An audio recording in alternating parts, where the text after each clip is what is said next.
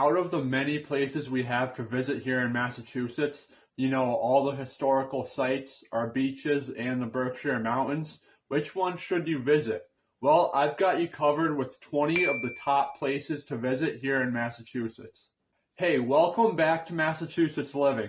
I'm Sebastian Roy, a lifelong Massachusetts resident and realtor, and I created this channel to inform you about all things Massachusetts. As a real estate expert, I focus on clients who are moving to or from Mass, so if you or anyone you know is planning on relocating, please reach out because I would love to guide them through that process.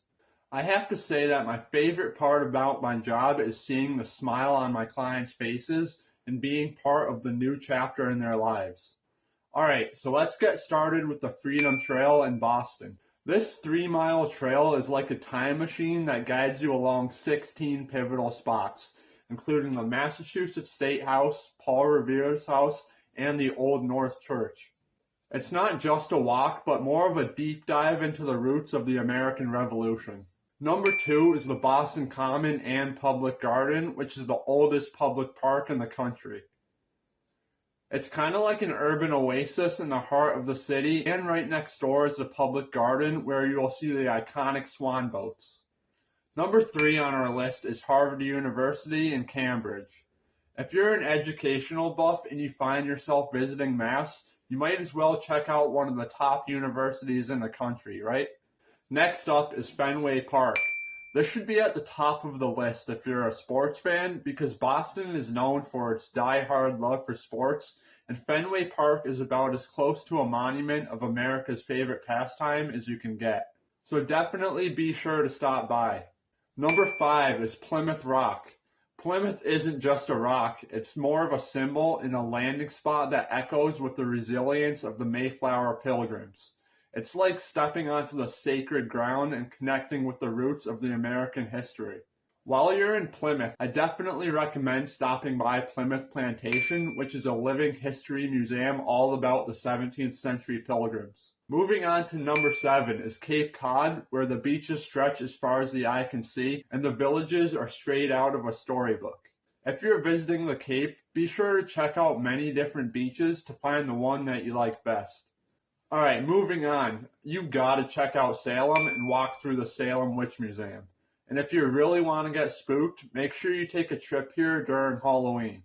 Circling back to Boston for number 9 is the Isabella Stewart Gardener Museum, which is housed in a replica of a Venetian palace. This is an exciting stop for artists. And after that, you might want to swing by stop number 10, the Museum of Fine Arts, which has works from ancient civilizations to contemporary masterpieces. Number 11 is one that I haven't yet been to, but it sounds really cool, and that's the New Bedford Whaling Museum, which walks you through our nation's maritime history.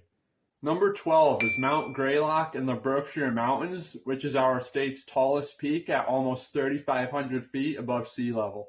Number 13 is Old Sturbridge Village in Sturbridge, Mass., which replicates the old-time New England feel. I would suggest setting aside several hours for this one because there are plenty of shops to browse in. Alright, number 14 is the Berkshire Mountains. There's a lot more to the Berkshires than just Mount Greylock. From the Norman Rockwell Museum to the melodies of Tanglewood, it's like being wrapped in a blanket of art and music amid the mountains. Stop number 15 is the Minuteman National Historic Park in Concord and Lexington. Much like at Plymouth Rock, by visiting this park, you can take a journey back in time and see where the American Revolution began. Another place to check out in Concord is Walden Pond State Reservation, which is where the classic American poet David Henry Thoreau lived. Number 17 is the Boston Harbor Islands, where you can take a ferry ride and discover the history and importance of each island in Boston. Number 18 is the city of Springfield.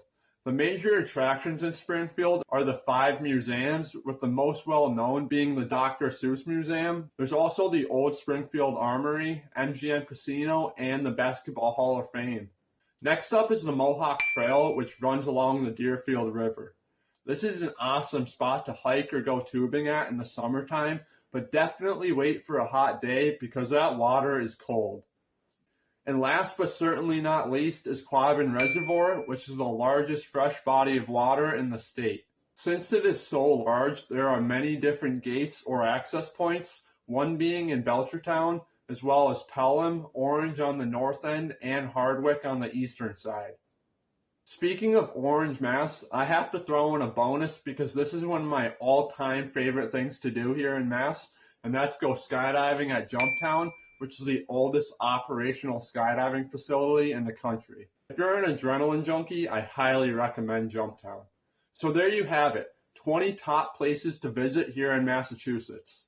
Please like, subscribe, and let me know in the comments what your favorite place is here in Massachusetts. See you next time, and thanks for watching.